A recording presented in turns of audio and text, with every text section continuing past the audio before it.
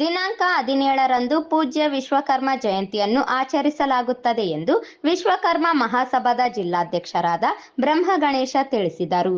ಅವರು ಪತ್ರಿಕಾಗೋಷ್ಠಿಯಲ್ಲಿ ಮಾತನಾಡಿ, ಅಂದು ಬೆಳಗ್ಗೆ ಭಗವಾನ್ ವಿಶ್ವಕರ್ಮ ಅವರ ಭಾವಚಿತ್ರಕ್ಕೆ ಪೂಜೆ, ಮಾಲಾರ್ಪಣೆ ಮತ್ತು ಭಾವಚಿತ್ರದ ಭವ್ಯ ಮೆರವಣಿಗೆಯು ನಗರದ ಪ್ರಮುಖ ವೃತ್ತಗಳಲ್ಲಿ ನಡೆಯಲಿದೆ ಎಂದರು.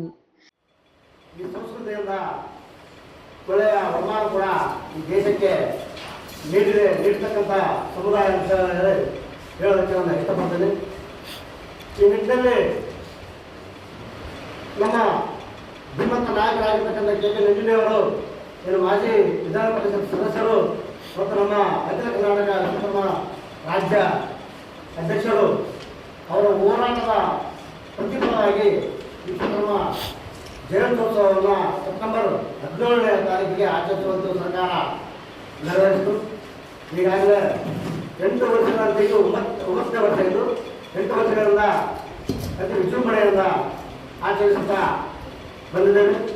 ಅದೇ ರೀತಿಯಲ್ಲಿ ಈ ವರ್ಷ ಕೂಡ ಬರುವ 17ನೇ ತಾರೀಕರಂದು ಬೆಳಗ್ಗೆ ಈ ವಿಶ್ವಕರ್ಮ ವೃತ್ತದಲ್ಲಿ ಮಹಾಪೂಜೆ ನೆರವೇರಿಸಿ ತದನಂತರ ಅಲ್ಲಿಂದ ಪ್ರದರ್ಶನ ಸ್ಟಾರ್ಟ್ ಆಗ್ತದೆ. ರಂಗಮಂದಿರವರೆಗೂ ಶಶಿಮಾಲ್ ಟಾಕೀಸ್ ಮತ್ತು ನೇತಾಜಿ ನಗರ ಚೌಕ್, ಅದೇ ಅಂಬೇಡ್ಕರ್ ಸರ್ಕಲ್, ಅಲ್ಲಿಂದ ರಂಗಮಂದಿರವರೆಗೂ ಪ್ರದರ್ಶನ ಸ್ಟಾರ್ಟ್ ಆಗ್ತದೆ.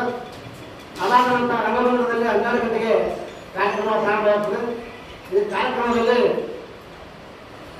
ಜಿಲ್ಲಾಧಿಕಾರಿಗಳು ಮತ್ತು ಜಿಲ್ಲಾಡಳಿತ ಅಧಿಕಾರಿಗಳು, ಅದರಿಂದ ಎಲ್ಲ ಶಾಸಕರು, ಸಚಿವರು, ಇತರ ಎಲ್ಲ ರಾಜಕೀಯ ವ್ಯಕ್ತಿಗಳು ಪಾಲ್ಗೊಳ್ಳುತ್ತಿದ್ದಾರೆ. ಅವರ ಜೊತೆಗೆ ನಮ್ಮ ಸಮಾಜದ ಧೀಮಂತ ಸ್ವಾಮೀಜಿಗಳು ಕೂಡ ಉಪಸ್ಥಿತರಿದ್ದಾರೆ. ಆದ ಕಾರಣ ನಮ್ಮೆಲ್ಲ ಸಮಾಜ ಬಾಂಧವರಿಗೆ ಈ ಮೂಲಕ ನಾನು ಈ ನಮ್ಮ ಸಮಾಜದ ಈ ಜಯಂತ್ಯೋತ್ಸವವನ್ನು ವಿಜೃಂಭಣೆಯನ್ನು ಆಚರಿಸಲು, ಅದಕ್ಕಾಗಿ ಈ ನಮ್ಮ ಸಮಾಜದ ಎಲ್ಲರಿಗೂ ನಾನು ಈ ಮೂಲಕ ಆಹ್ವಾನವನ್ನು ನೀಡುತ್ತಿದ್ದೇನೆ. ಧನ್ಯವಾದ. ಪತ್ರಿಕಾಗೋಷ್ಠಿಯಲ್ಲಿ ಗಿರೀಶ್ ಆಚಾರಿ, ಮನೋಹರ್ ವಿಶ್ವಕರ್ಮ ಸೇರಿದಂತೆ ಇತರರು ಇದ್ದರು.